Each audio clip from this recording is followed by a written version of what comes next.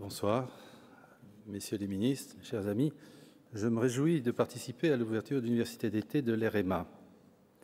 La présence de Madame Delaunay, ministre déléguée aux personnes âgées et à l'autonomie, celle de Madame Aubry, maire de Lille, mais aussi ancienne ministre du Travail et de la Solidarité, attestent et de l'importance du sujet traité et de la qualité des réflexions engagées. Je suis aussi, bien sûr, très heureux de retrouver, comme l'a évoqué Emmanuel Hirsch, Marie-Odile Dessana, présidente de France Alzheimer, et Emmanuel Hirsch, directeur de l'EREMA, partenaire privilégié de longue date de notre fondation. Plutôt que d'aborder directement le thème de votre université, que d'autres représentants, je pense qu'ils sont au nombre de 3 ou 4 de la Fondation Médéric Alzheimer, traiteront dans les prochains jours, et bien mieux que je ne saurais le faire, je préférerais, si vous me le permettez, évoquer d'autres aspects actuels importants de la prise en compte de la maladie par notre société. Et j'exprimerai quelques souhaits à cet égard. Je mentionnerai bien sûr, pour commencer, ce qui a déjà été fait, les politiques publiques concernant directement ou indirectement la maladie d'Alzheimer, en évoquant d'abord bien sûr la planification Alzheimer. Comme vous le savez, depuis plus de 10 ans, 3 plans Alzheimer se sont succédés avec des ambitions, des objectifs et des moyens croissants. Le 3e plan Alzheimer, qui se termine, fondé sur le rapport du professeur Ménard et piloté par Madame Lussmann, a été qualifié d'exemplaire par plusieurs pays étrangers, et notamment l'Association américaine des malades. Actuellement, appuyé sur l'évaluation très fouillée, très pertinente du 3e plan effectué par le professeur Ancry, la planification des prochaines années est en cours d'élaboration et on en aura bientôt les grandes lignes. À cet égard, je voudrais exprimer 3 souhaits. Le premier, c'est que le plan, et ça semble bien être le cas, le plan à venir maintienne et renforce une approche ambitieuse et globale. Par global, je veux dire biomédicale et psychosociale. Et notamment au travers d'un effort accru de recherche en sciences humaines et sociales qui, on doit bien le dire, ont constitué plutôt le parent pauvre des plans précédents. Deuxième souhait, que le futur plan soit assorti d'un suivi et d'un pilotage rigoureux avec les moyens humains indispensables pour ce faire. Et ceci tant au niveau national interministériel qu'au niveau régional avec les ARS. Il n'est pas de plan ambitieux sans un pilotage rigoureux. Enfin, comme ça a été indiqué par Marie-Odile Dessana, il est souhaitable que l'inclusion explicite, parce qu'elle était implicite dans le passé, puisqu'on parlait de la maladie d'Alzheimer et maladie apparentée. C'est cette notion de maladie apparentée qui, à juste titre, a été creusée, précisée par les pouvoirs publics dans le but de faire profiter d'autres affections de l'expérience et du dynamisme de la démarche spécifiquement Alzheimer.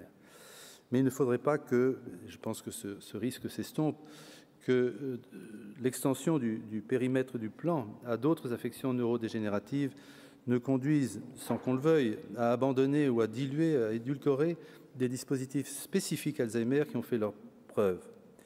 Il faut éviter que la dynamique Alzheimer actuelle ne s'émousse. Deuxième grand chantier législatif en cours, il a été évoqué, c'est la future loi sur l'autonomie tant attendue, qui définira l'année prochaine, entre autres, une couverture dépendance. À cet égard, on peut souhaiter que cette loi établisse un large socle de solidarité pour les personnes les plus fragilisées. Il conviendrait aussi que, dans toute la mesure du possible, ça prend du temps et le temps presse, cette loi s'appuie sur une analyse plus fine des besoins effectifs des personnes malades et de leur entourage.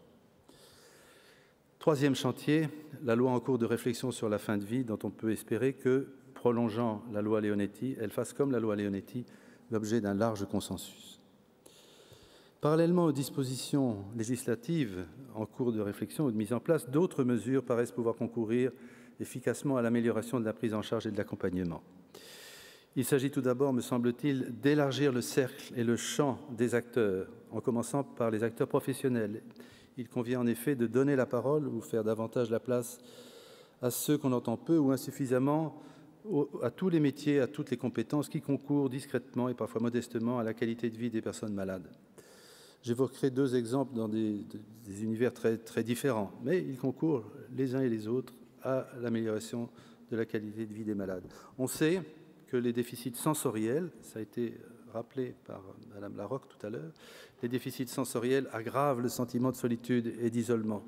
À l'inverse, le sensoriel joue un rôle important dans la communication non verbale et les thérapies non médicamenteuses.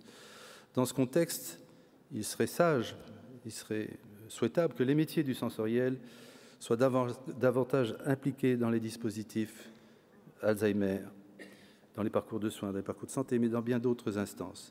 Il faudrait parallèlement, bien sûr, vous me direz, que la tarification et le financement des lunettes et appareils auditifs soient assainis. C'est le moins qu'on puisse dire.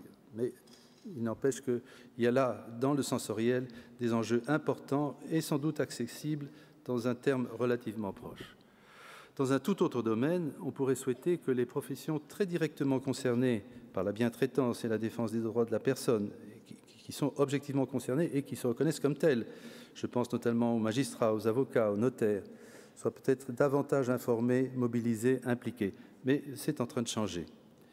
Il ne s'agit pas seulement des professions juridiques, mais aussi des gestionnaires du patrimoine et de l'épargne, que sont les assureurs et les banquiers. Élargir le cercle et le champ des acteurs, je pourrais donner d'autres exemples de professions qui n'ont pas voix au chapitre et à qui il faudrait la donner.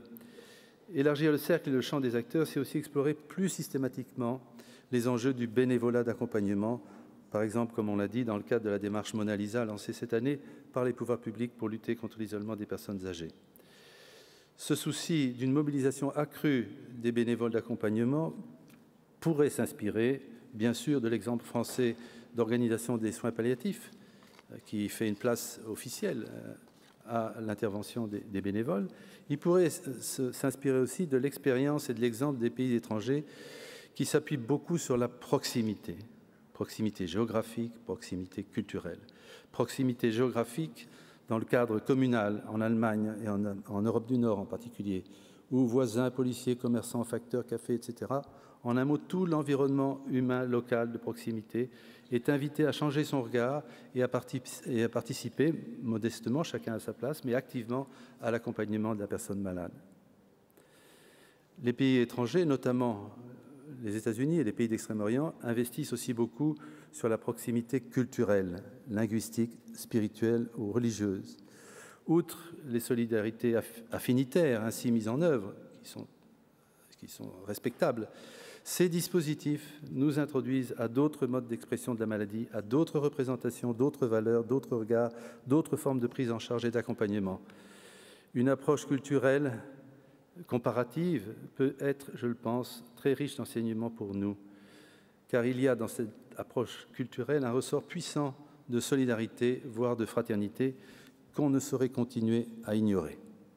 Même si dans le contexte français, la mobilisation de solidarité culturelle peut susciter certaines réticences, pour ne pas dire résistances, il me paraîtrait judicieux néanmoins d'étudier sérieusement, enfin, les enjeux et les limites d'une telle approche pour notre pays. Si on élargit le cercle et le champ des acteurs professionnels et bénévoles, on rencontre le problème évoqué tout à l'heure, qui sera le chef d'orchestre.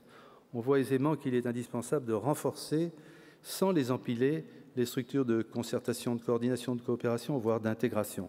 C'est notamment la logique qui est à l'œuvre à travers les dispositifs des Maya ou des plateformes de répit et d'autres. Ces dispositifs visent, comme vous le savez, à éviter les ruptures de prise en charge, à permettre l'optimisation du parcours, l'amélioration des prestations et une meilleure maîtrise des coûts, ce qu'on appelle l'efficience.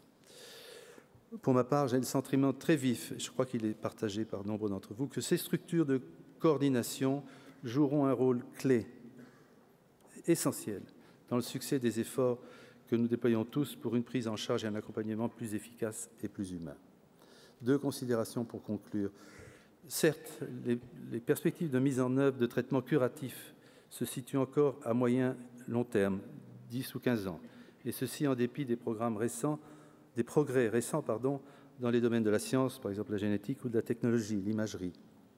On peut regretter que l'horizon d'un traitement curatif ne se rétrécisse pas, mais avance en même temps que le temps.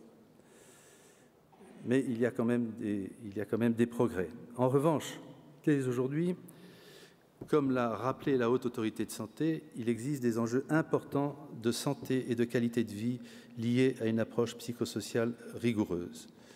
Je pense qu'il faut aller dans cette voie, d'autant plus que les résultats d'une recherche plus ambitieuse dans le domaine des sciences humaines et sociales resteront sans aucun doute largement utiles, même lorsque des traitements curatifs auront vu le jour. Je vous remercie.